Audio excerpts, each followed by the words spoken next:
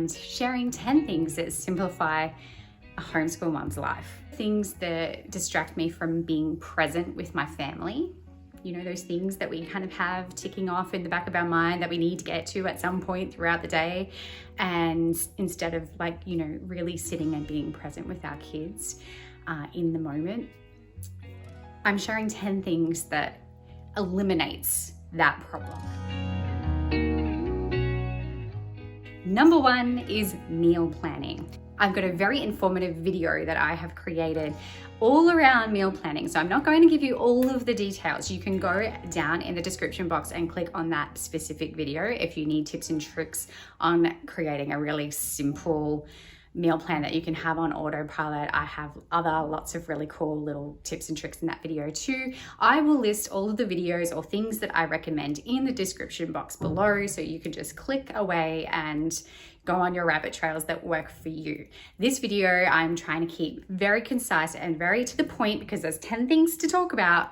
Our time is precious and I don't want to waste any of it. So meal planning, I meal plan weekly, and that saves me so much time. Not having to go out and grab things every 2 or 3 days is just something that saves so much time, but also saves me a ton of money. Meal planning allows me to know what we're having for breakfast, lunch, and dinner, and not have to worry about it. It's all on autopilot.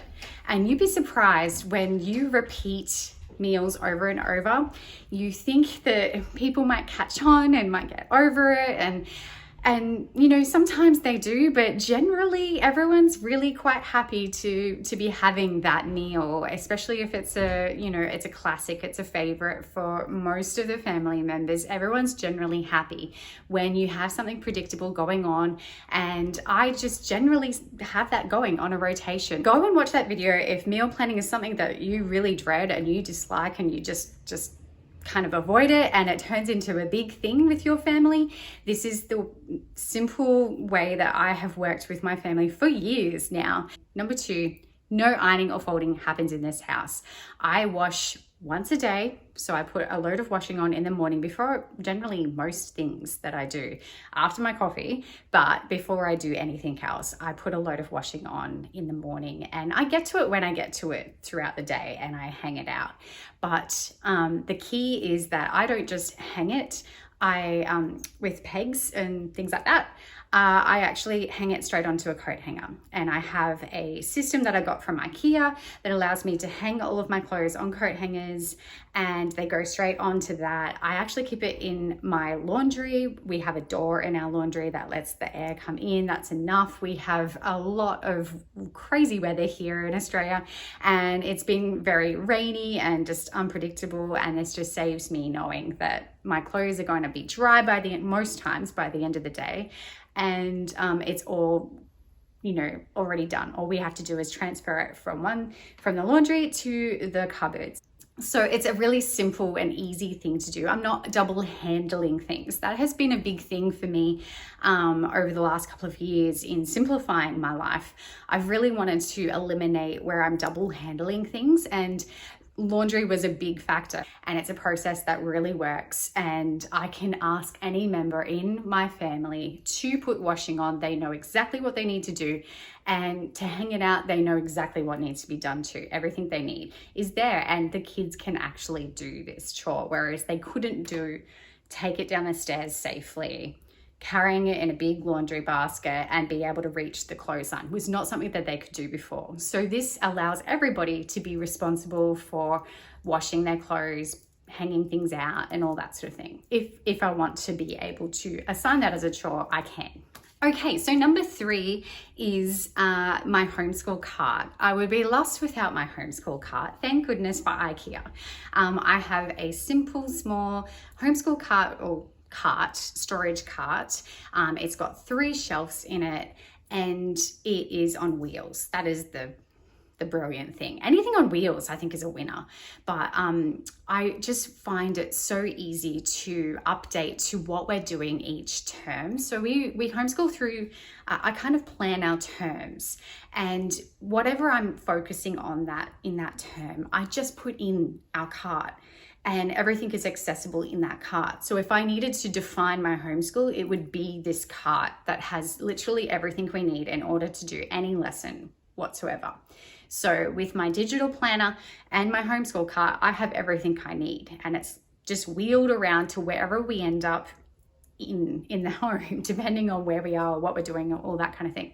The big thing about the homeschool cart is it is a container, and it allows me to make sure that I'm not overwhelming us with books. I'm not getting carried away with curriculum, and I'm not getting, I'm not being unrealistic with what we can actually achieve in a term. So that kind of, I've found that, I have 2 children I homeschool.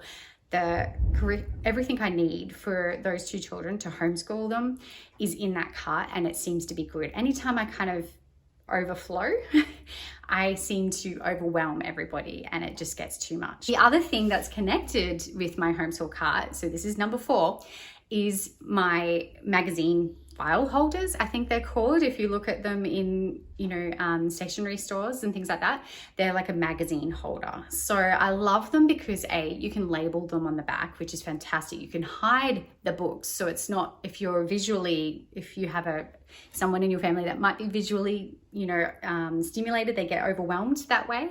Hiding things and having just simple labels allows them to find things much easier, and that's how I kind of display our things. I turn things around and use just some labels on the back of those magazine holders, and it really does help.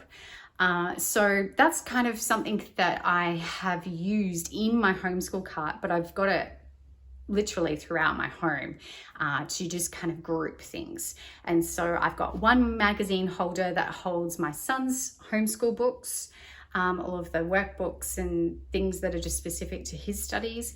And then I've got another one for my daughter, and it's just specific to her studies as well. And it just allows me to take that out and hand it to them or move it around or whatever we need to do. But it keeps everything together while it's all grouped in the same tray. And that really helps kids when they're putting things away. They just know it goes in there. Whereas if you told them to go, well, for my kids, if I told them to put it away, they'd just chuck it on the top of the cart, and we'd end up with a big old mess, and everybody's books would be mixed up.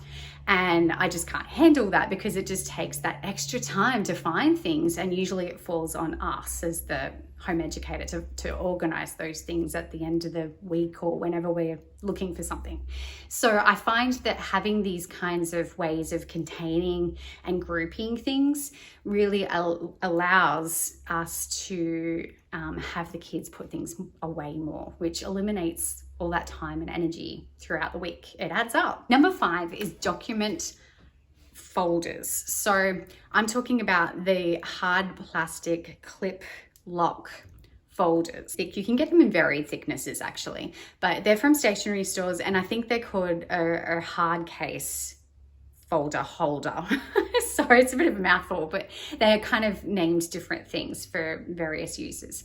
But we love using them to hold, particularly my daughter. She's very arty, and she's constantly creating all these beautiful artworks, and they just tend to get scattered and ruined and ripped, and she puts a lot of work into these things. We need to respect them and look after them. And I needed to find a system that allowed us not to have everything just piled everywhere, and a way for her to document what she's creating in an order that, she's actually creating it.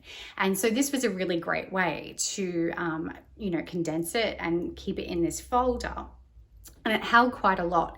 And then that becomes our container for her creations. And what would happen is when it's full, it takes quite a while to get full, she would go through it and we'd just do a clean out, and she would choose some things to send to people, friends and family, things like that. She would choose some to give away, and then the rest she would hold on to. Some she would let go of because she thinks that she can do better, or she has done better and she's improved.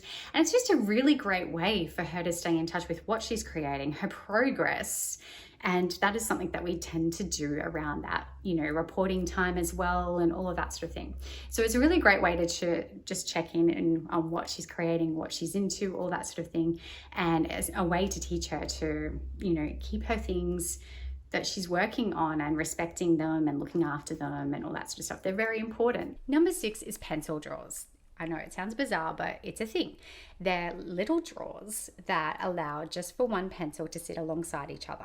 And it has these pencils on display so that you can kind of color coordinate them and have them sitting in a really beautiful way so that you can just see the color that you need, pick it up, use it, and then put it back in the drawer rather than having it piled onto the table.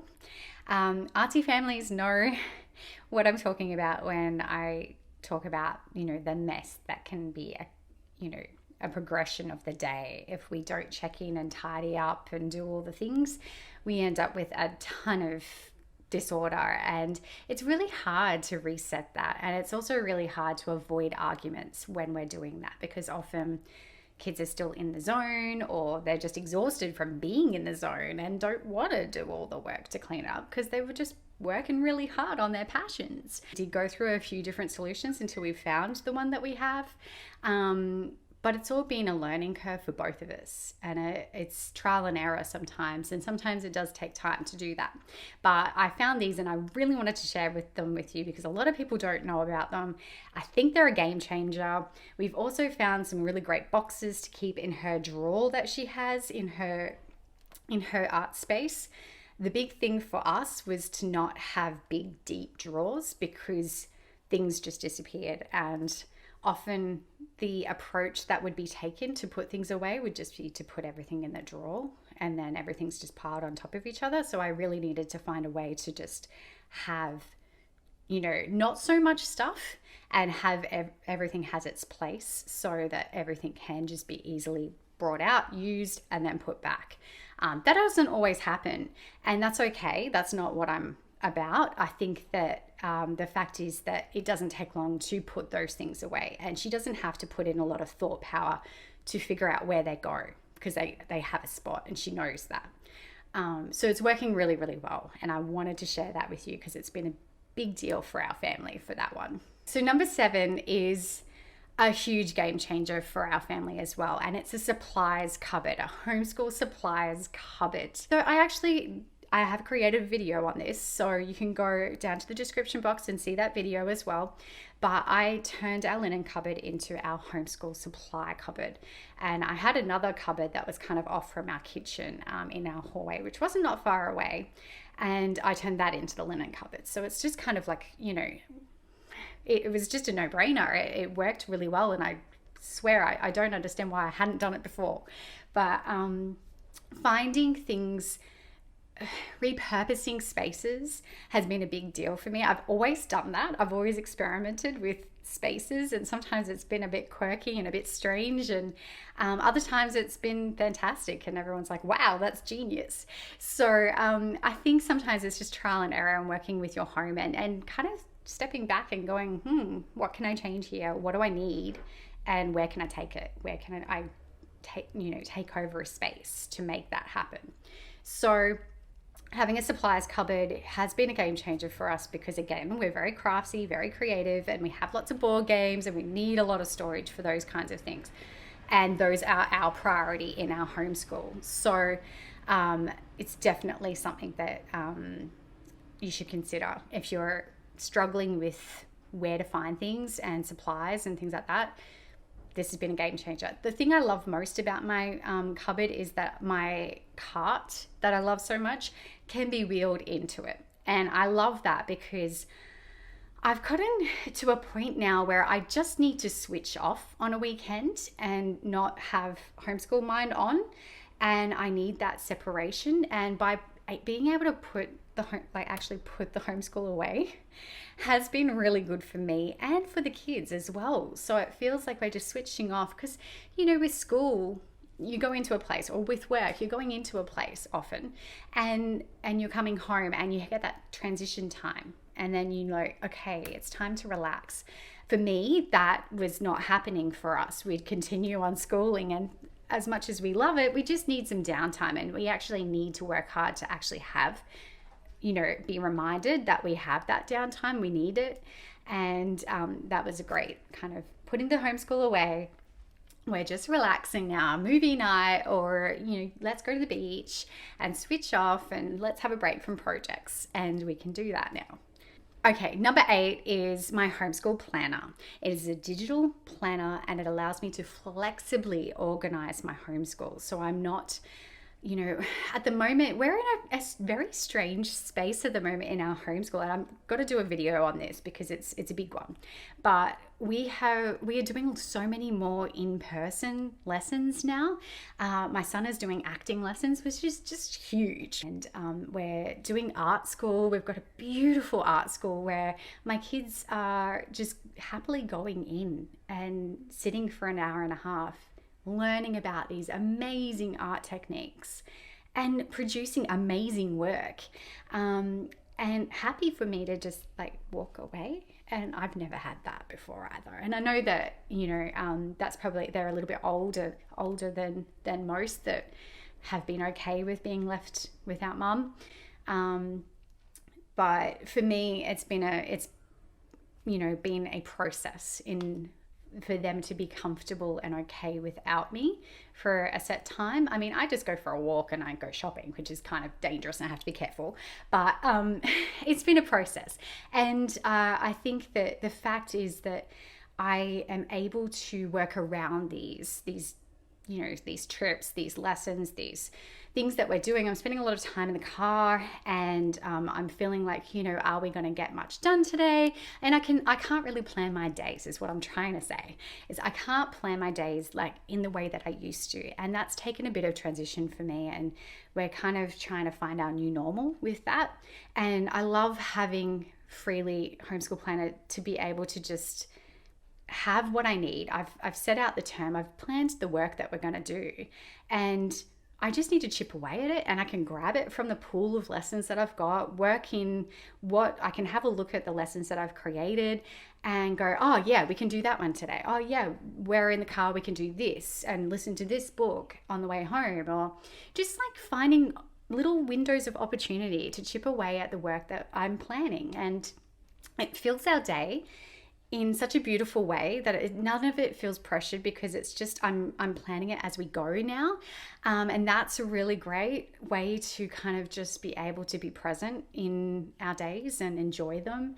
And we're still getting the work done, but it just feels so much less pressured than like planning a whole bunch of stuff and realizing that, we, want to go out for milkshakes after acting lessons or something like that with friends. And before I know it, I've gotten home and I have to rearrange my week again because we didn't get that done.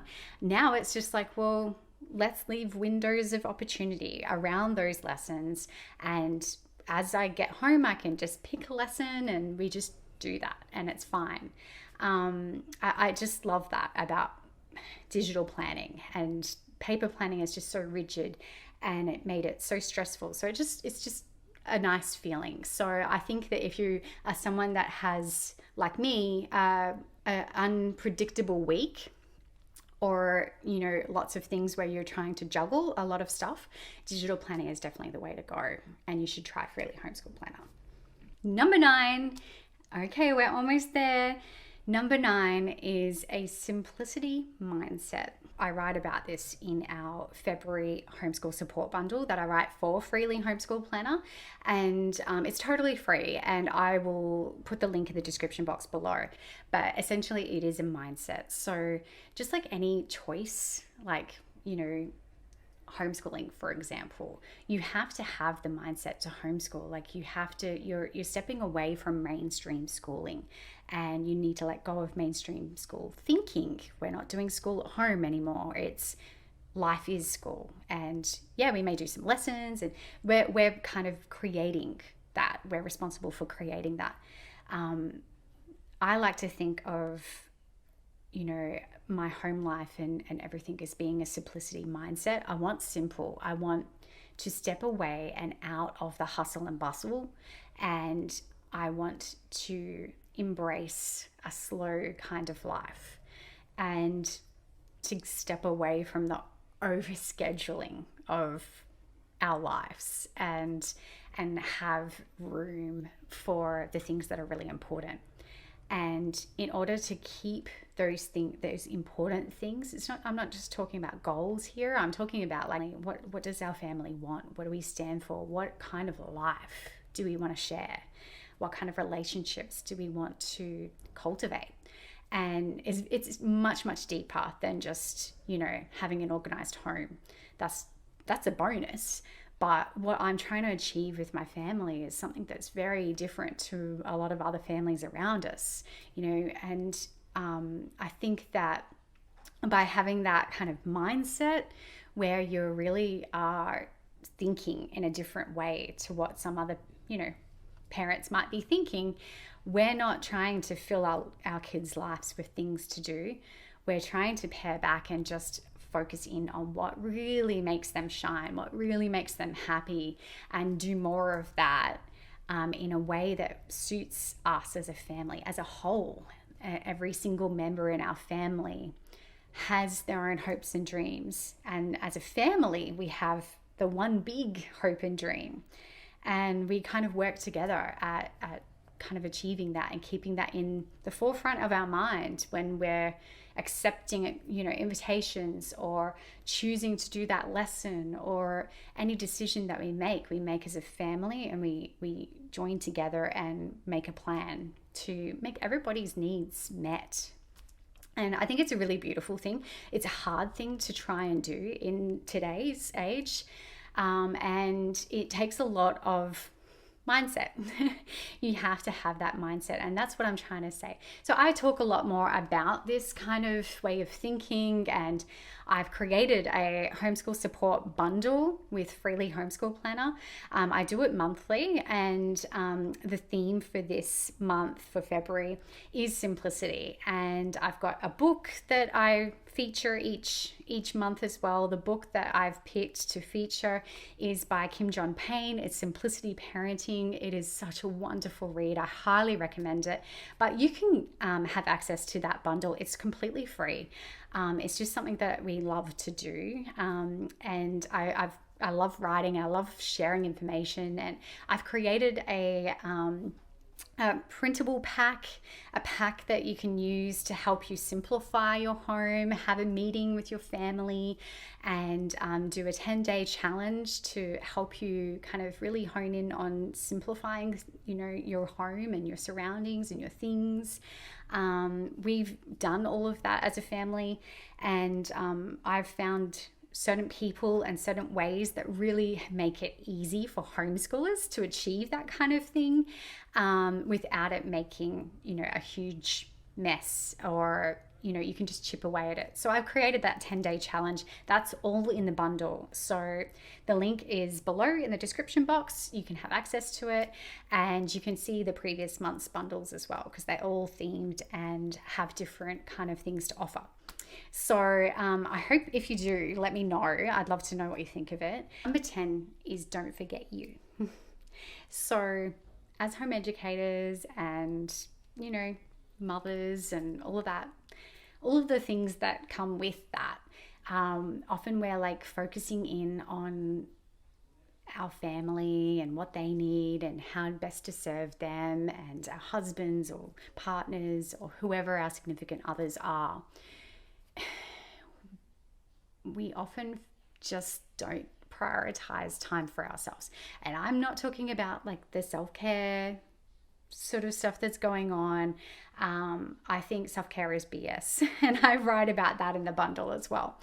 But I really believe that if we can just live a little more, and yes, that may mean rest, and that might be what you need right now. But I just recently went away with my family to theme parks, and I was really not overly feeling it. And I thought, well, you know what? I need to do this. And this is something that my kids want to do. And I used to love this stuff. Why don't I want to do it? Why am I reluctant to do this? And I just kind of let go of I don't even know what it was. It was just kind of like my holding myself back. Like, I'm too tired. I don't want to get a headache. I don't want to hurt myself. I don't want to get hot. I don't want to walk around on my feet all day. Like, just a negative kind of feeling around it. I was just, run down from working and doing all the things, I suppose. But I just kind of went, I used to like this stuff. Why don't I just give it a go? And oh my gosh, we had the hottest days an Australian summer can offer. And we were given every possible challenge as a family on those 2 days that we were at the theme parks. And I had the time of my life. I had the absolute best time with my family, and we went on some roller coasters over and over. I did hurt my head on a roller coaster. I got a big egg on the back of my head. Don't recommend that one. But the fact was that I screamed and I laughed until I cried, and I got wet and drenched and completely dehydrated and sunburnt and all of the things we all did, and we all just laughed about it and thought it was hilarious. It worked out to be something that I came back, and yes, we were so wrecked and tired, but my heart was just so full, and I just felt like, oh my gosh, I didn't know I needed that. I didn't know I needed to laugh and scream and cry and all of the things with my family. And we're just so close now, and feels just refreshed, and our souls feel relit. And I can't quite explain how it felt, but I just want to encourage you to think maybe about the fact that maybe it isn't rest that you actually need. Maybe it's just a ton of fun, or a scare, or doing something frightening, or, just staying up all night chatting with friends, or something out of the usual routine, something spontaneous. I just wanted to mention that, because I think that has something I've just recently learned, that we don't necessarily need to just rest or have a facial or a massage. While those things can be great, they're not feeding our soul. They're not like making us feel alive again. And maybe you need to go get dehydrated and hop on a roller coaster. I don't know. But I just wanted to leave you with that, because I think that we often are the last on our priority list, and it really needs to change. And need to find a way to really change our mindset around that.